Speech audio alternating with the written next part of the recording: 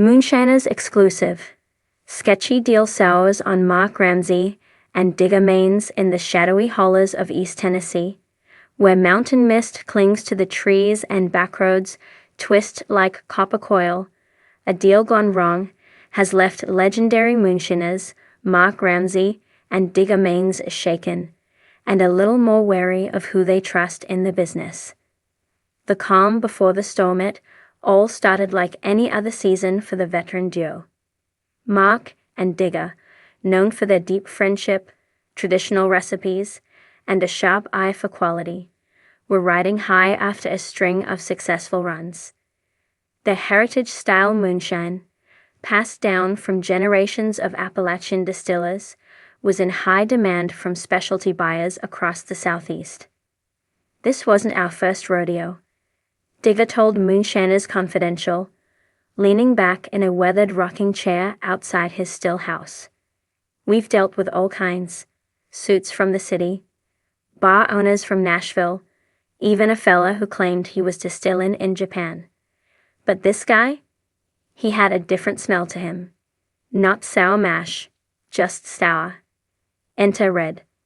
The man with the money. The trouble started when a flashy new buyer, going by the nickname Red, rolled up in a blacked-out pickup with Tennessee plates, fat stacks of cash, and promises that were too sweet for the old-timers to ignore.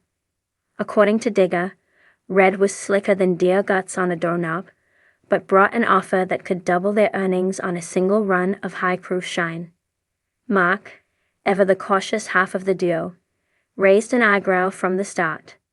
"I told Digger, this fella talks too fast and smiles too wide," Mark said. "But money talks louder than both sometimes. We figured we'd just keep it small, test the waters." The plan was simple. Red would front the cash for ingredients and transport. Mark and Digger would handle the distilling, sticking to their time-tested recipe. In return, Red would distribute their product through private buyers in South Carolina and Georgia. No questions asked. No paper trail. Red flags and white lightning within a week.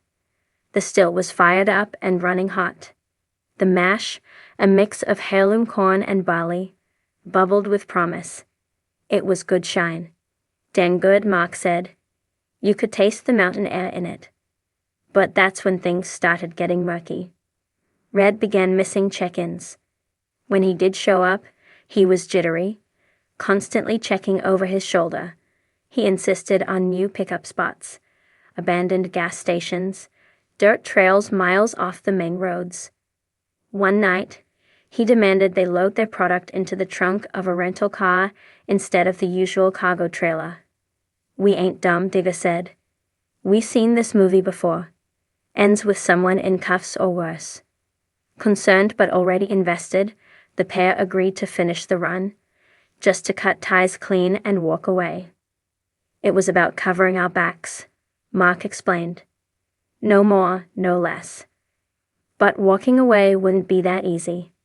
The set-up tea final pickup was set for a Thursday night just outside of Greenville. Red told them to bring 10 gallons, high-proof, unlabeled, clean. He'd handle the rest.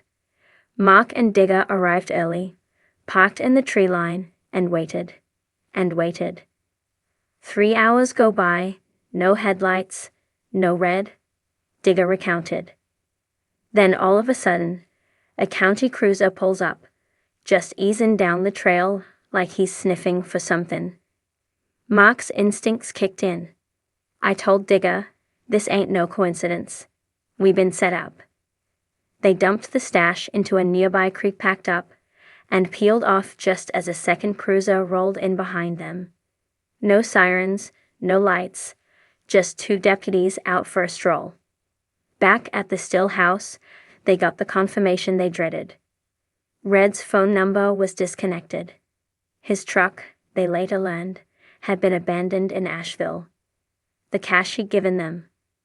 Mark suspected some of it was counterfeit. Aftermath. Burned but not broken. The fallout was immediate.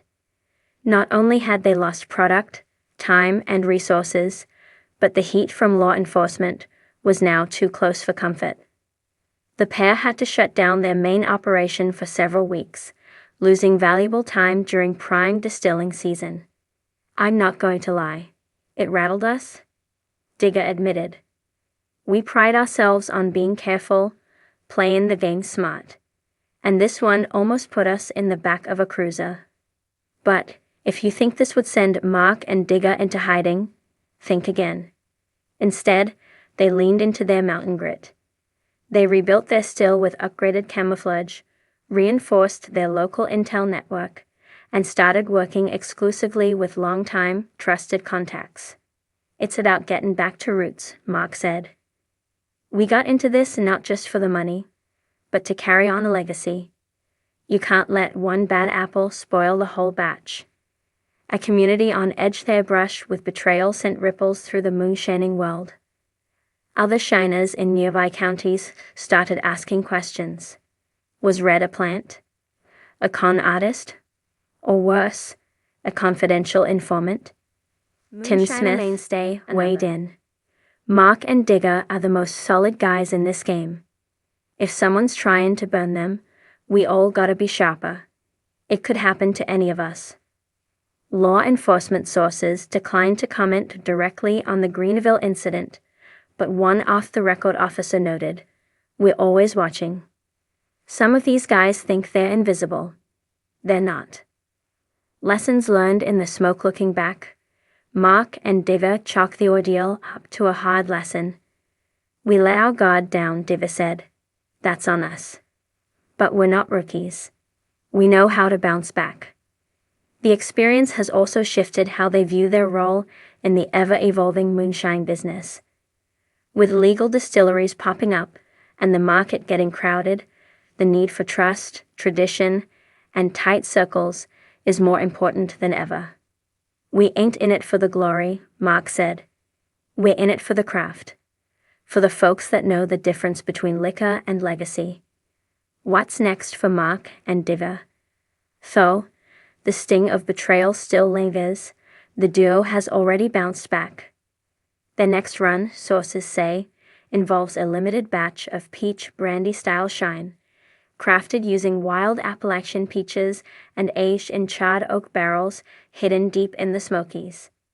They are also expanding their custom still-building operation, designing rigs for up-and-coming distillers who want to learn the trade the right way. And Red? Last seen hustling around North Georgia under a new alias, he's become something of a ghost story among shiners, a cautionary tale about greed, shortcuts, and underestimating the old school. As for Mark and Digger, they're still standing, still stirring, and still making some of the finest moonshine this side of the Mississippi. If you're gonna run with dogs, you best learn how to bark, Digger says with a grin. "We bark, and we bite." In the rugged hills of East Tennessee, where tradition runs as deep as the rivers, Moonshiners Mark Ramsey and Eric Digger Maines have long been stalwarts of the craft. Their operations, rooted in heritage and a commitment to quality, have earned them respect among peers and viewers alike. However, a recent venture into a seemingly lucrative deal has left them questioning their instincts and the true cost of doing business in the shadows. The allure of easy money trouble began when a newcomer to the moonshine scene, known only as Jesse, approached Mark and Digger with an offer that seemed too good to pass up. Jesse, a self-assured individual with promises of substantial returns, proposed purchasing their high-proof moonshine at an unprecedented price of $250 per gallon. This figure was significantly higher than the going rate, raising eyebrows but also tempting the seasoned distillers. Digger recalled, "He came in all confident, talking numbers that made your ears perk up. But something about him didn't sit right." Mark shared similar sentiments, adding, "We've been around long enough to know when a deal smells fishy. But the money, it clouded our judgment." Red flags emerged as discussions progressed. Subtle inconsistencies began to surface. Jesse's eagerness to meet in secluded locations, away from prying eyes, added an air of suspicion to the arrangement. One meeting took place deep in the woods, where Jesse insisted on discussing terms under the cover of dense foliage. The secrecy, combined with Jesse's reluctance to provide detailed information about his distribution channels, set off alarm bells for Mark and Digger. "We've always operated with a certain level of discretion," Mark explained. "But this felt different. It felt like we were being pulled into something we didn't fully understand." The sting operation, the tipping point, came when Jesse requested a large shipment for a special event in a neighboring state. He provided a location for the drop-off, a seemingly innocuous spot near a rural crossroads. However, upon arrival, Mark and Digger were met not by eager buyers, but by flashing blue lights and the stern faces of law enforcement officers. "It was a setup," Digger muttered, shaking his head at the memory. Jesse was nowhere to be found, but the law sure was. The officers, aware of Mark and Digger's reputation and previous run-ins with the law, were quick to seize the moonshine and issue citations. Fortunately, due to their long-standing relationship with local authorities and the lack of concrete evidence linking them to larger illicit operations, they were released without major repercussions. However, the incident served as a stark reminder of the dangers lurking in their line of work. In the aftermath, Mark and Digger took time to reflect on their missteps. They realized that their desire for profit had temporarily blinded them to the risks inherent in their business. The allure of easy money had almost led them down a perilous path. "We got too comfortable," Mark admitted. "We thought we knew the game inside and out. But there's always someone looking to pull the wool over your eyes, Digger."